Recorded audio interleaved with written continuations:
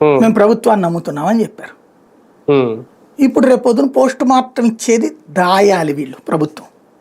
ఉమ్, ఇప్పుడు ప్రభుత్వానికి ఇప్పుడు ఏంటి, వాళ్లే 2 రకాల ఎత్తులు వేశారు. ఈ 2 రకాల ఎత్తులు వాళ్ళకే ఇప్పుడు మైనస్సా లేకపోతే పరీక్ష, పెద్ద పరీక్ష.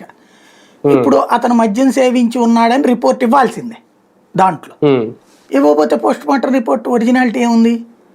అవును. అప్పుడు ఇచ్చారు అనుకోండి, ఉమ్, ఇక్కడ ఇన్సూరెన్స్ రాదు, వాళ్ళ కుటుంబం ప్రభుత్వాన్ని నమ్ముతోంది. అలా కాకుండా మద్యం అంశం పక్కకి తీసుకెళ్ళిపోయారు అనుకోండి, ఉమ్, అప్పుడు క్రైస్తవ సంఘాలు ఏమంటే పెద్ద ఎత్తున ఉద్యమిస్తాయి. మద్యం లేకుండా ఇన్నిసార్లు పక్కన పడిపోయాడు, దారిలో పడిపోయాడు అని ఎట్ట ప్రచారం చేశారు, ఇదంతా తేల్చండి, దీని మీద సిబిఐ దర్యాప్తు చేయండి అంటది. ఉమ్, ఉమ్, ఇక్కడ ఒక అయోమయ పరిస్థితి ప్రభుత్వానికి. అంటే సున్నితమైన అంశం దగ్గర ఉమ్, రాజకీయ లబ్ధి కోసం ప్రయత్నం చేస్తే రివర్స్ అవుతున్నటువంటి అంశం అది. ఉమ్, ఉమ్, ఉమ్. కానీ హిందూ క్రిస్టియన్ మధ్య లేదంటే విభేదాలు సృష్టించడానికో దీన్ని ఒక ఆయుధంగా మార్చుకోవడానికి కుట్రలు ఏమైనా జరుగుతున్నాయా? అందుకే ఇంకా దాని మీద క్లారిటీకి రావట్లేదా?